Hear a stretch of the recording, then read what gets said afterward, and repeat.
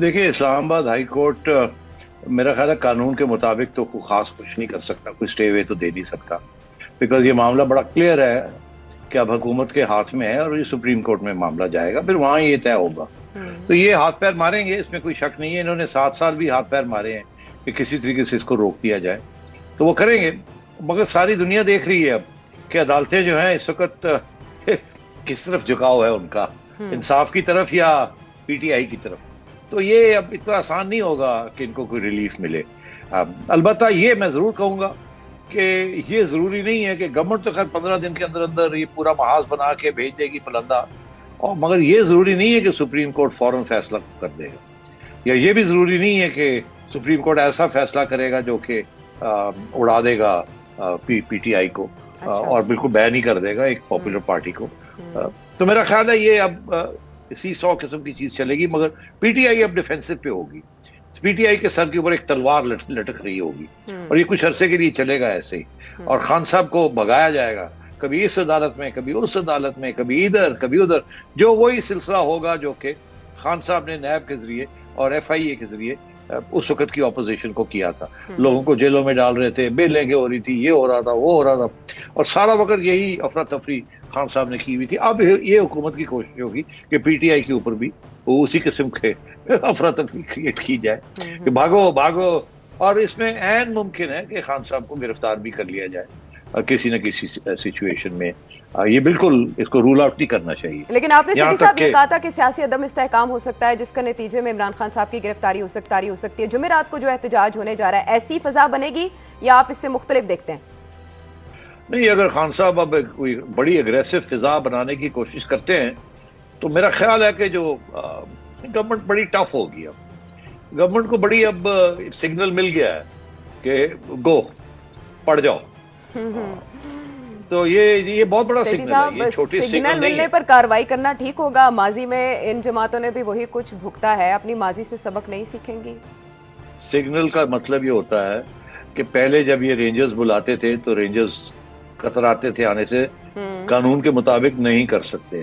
اب اگر وہ کریک ڈاؤن کریں گے تو ان کے پاس سارے قانونی حربے ہوں گے، کوئی ان کے راستے میں رکاوٹ نہیں ہوگی، اس کا یہ مطلب ہے۔ اچھا، نہیں آپ نے کہا نا اسٹیبلشمنٹ نے شاید آنکھ ماری ہے، میں اس کی بنیاد پہ کہہ رہی تھی کہ پی ٹی آئی والے، بات یہ ہے کہ آپ ایک حقیقت کو پہچانے نا، جی حقیقت کو پہلے اگر میں کہتا ہوں کہ اسٹیبلشمنٹ نے آنکھ ماری تھی کہ نہیں نکالنا کیس 7 سال چلانا ہے 3 الیکشن کمشنر آئے اور گئے، تو اب اگر الیکشن کمیشن اب اگر انہوں نے آنکھ ماری ہے کہ یار ہم نہیں انٹرسٹڈ، آپ جو چاہے مرضی، نیوٹرل ہو گئے تو انہوں نے نیوٹرل ہو گئے، تو اب وہ آپ دیکھیے ایک تکڑا الیکشن کمشنر آیا، اس نے کہا کہ بس پھر آپ ہٹیں، میں نے جو اپنی کارروائی کرنی ہے میں کرتا ہوں، انہوں نے کر دی۔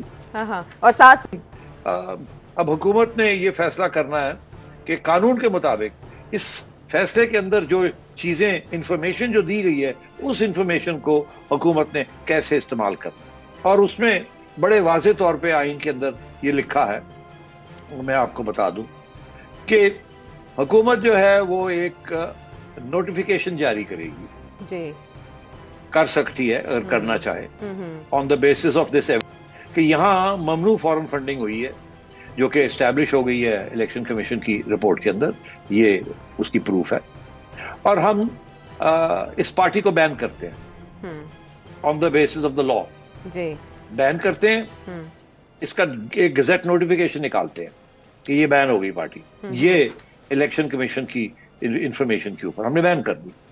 اسی طریقے کے ساتھ یہ کہ سارے جو ایم این ایز ہیں، ایم پی ایز ہیں، وہ سارے stand disqualified according to the قانون یہ بھی کہتا ہے۔ جی یہ جب کر دیں گے اس کے بعد انہوں نے ریفرنس بھیجنا ہے ٹو دا سپریم کورٹ کہ ہم نے یہ کر دیا ہے، اس کو آپ اس کے اوپر مہر لگائیں۔ آپ جب تک سپریم کورٹ مہر نہیں لگاتا، ان کی جو نوٹیفیکیشن ہے اس کی کوئی قانونی حیثیت نہیں ہوگی، وہ امپلیمنٹ نہیں ہو پائے گی، پھر یہ جائے گا، یہ ریفرنس بن کے سپریم کورٹ جاتا ہے، اور سپریم کورٹ نے پھر یہ فیصلہ کرنا ہوتا ہے کہ جو گورنمنٹ نے نوٹیفیکیشن جو کیا ہے وہ صحیح کیا ہے اکارڈنگ ٹو دی ایویڈنس یا نہیں صحیح کیا۔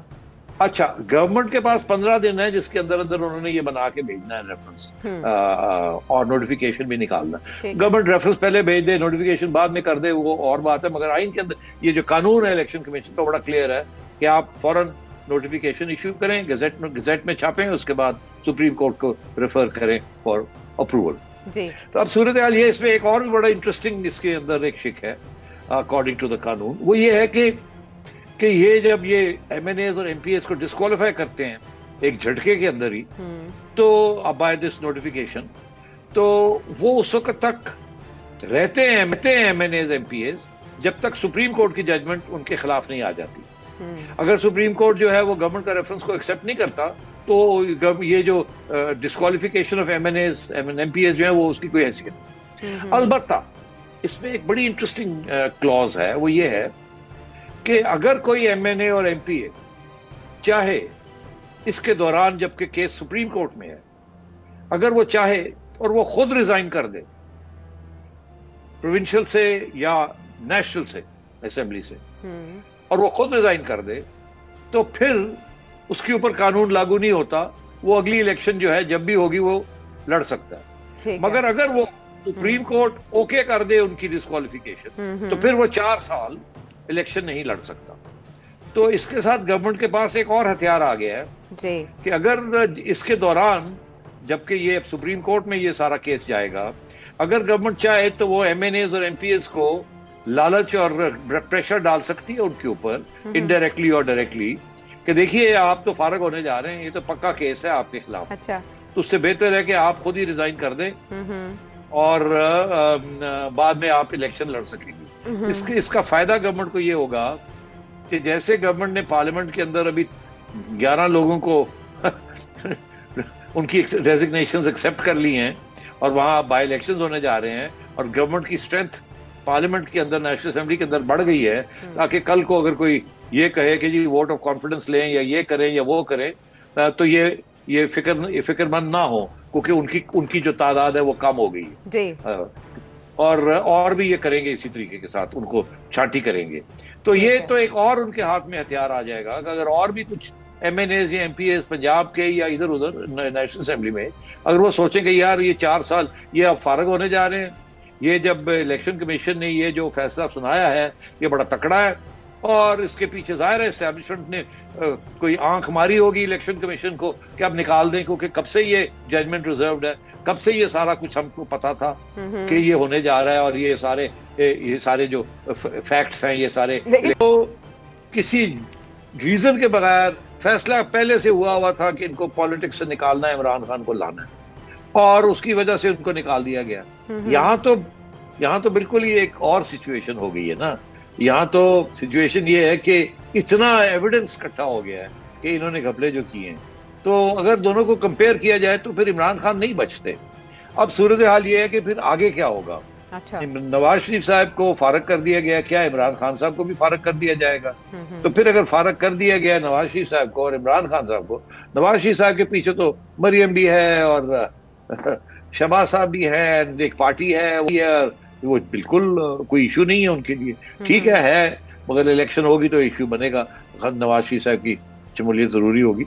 मगर इमरान के पीछे तो है ही कुछ नहीं, ना असद उमर चला सकता है, ना कोई और इस पार्टी को चला सकता है। शाह महमूद कुरैशी साहब भी नहीं? ना बिल्कुल नहीं। वोट इमरान खान साहब का है ना, और क्या, और कोई नहीं चला सकता।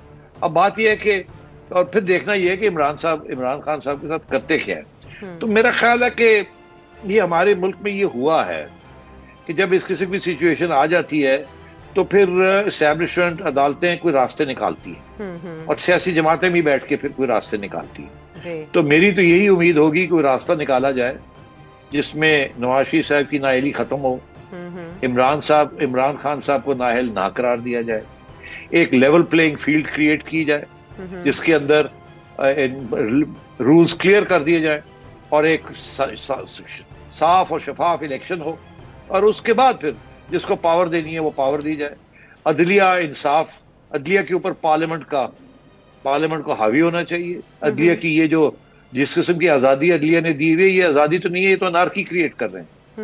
ये बिल्कुल एक्सेप्टेबल नहीं है। वो जो जरदारी साहब करना चाह रहे थे 21st अमेंडमेंट, तो वो बिल्कुल होनी चाहिए, और एक चार्टर ऑफ डेमोक्रेसी होना चाहिए। और एस्टैब्लिशमेंट भी जो ये हाइब्रिड एक्सपेरिमेंट्स करती रही है, जिसकी वजह से आज हम यहाँ इस मोड़ पे खड़े हैं کہ ہمیں سمجھ نہیں آ رہی کہ ہم نے جانا کہاں ہے، اور دنیا کہہ رہی ہے فیل ہو رہی ہے، فیلنگ اسٹیٹ وغیرہ. اب اپنی اسٹیبلشمنٹ کو بھی پیچھے ہٹنا چاہیے، اور یہ سیاستدانوں کو بھی یہ سمجھنا چاہیے کہ اسٹیبلشمنٹ کے پاس اور جوڈیشری کے پاس نہیں بھاگنا چاہیے اپنے مسائل حل کرنے کے لیے. اکراس دا ٹیبل بیٹھ کے جمہوریت کے اندر جو جمہوریت کے رواج ہے اور اصول ہیں اس کے ذریعے اپنے مسئلے حل کرنے چاہیے. اور اگر ایک حکومت ہے تو جو اپوزیشن ہے اٹس اے لائل اپوزیشن، یہ نہیں ہے کہ it's a hostile opposition, it's a loyal opposition. Opposition کو اس پارلیمنٹری سسٹم کے اندر جو ان کو جو حیثیت دی گئی ہے وہ یہ دی گئی ہے کہ you are the government in waiting. آپ اگلی حکومت آپ نے بنانی ہے، اس لیے ان کی ایک لیجیٹمیسی ہے قانونی طور پہ. یہاں تو بالکل ان کو تو سمندر میں پھینکنا چاہتے ہیں. جو حکومت آ جاتی ہے اپوزیشن کو وہ کہتی ہے سمندر میں پھینک دیں. میاں نواز شریف صاحب ایک زمانے میں محترمہ کو سمندر میں پھینکنا چاہ رہے تھے. ایک زمانے میں بے نظیر بھٹو صاحبہ ان کو ضیاء کے بچے کر کے جیلوں میں ڈالنا چاہ رہی تھی اور گرفتاریاں ہو رہی تھی، اور یہی سلسلہ چلتا رہا ہے. پھر ایک وقت آیا کہ بے نظیر بھٹو صاحب اور نواز شریف صاحب نے بیٹھ کے ایک چارٹر آف ڈیموکریسی کیا، مگر وہ محترمہ کے جانے کے بعد وہ بھی چارٹر آف ڈیموکریسی نہیں چلا. تو یہ ان کی شارٹ سائٹڈنس ہے کہ یہ بھاگتے ہیں پاور لینے کے لیے، اور اس کے اندر سارے جو ڈیموکریٹک پرنسپلز ہیں ان کو پاؤں نیچے دب. YouTube پر گوگلی نیوز دیکھنے کے لیے youtube.com کی سرچ بار میں googly news T V type کریں. گوگلی نیوز کے پیج پر سرخ رنگ کے سبسکرپشن والے بٹن پر کلک کرنا نہ بھولیے. YouTube پیج پر اپلوڈ ہونے والی ویڈیوز سے باخبر رہنے کے لیے بیل آئیکن پر کلک کیجیے. آپ کو ہر نئی ویڈیو کے بارے میں نوٹیفیکیشن موصول ہو جائے گا.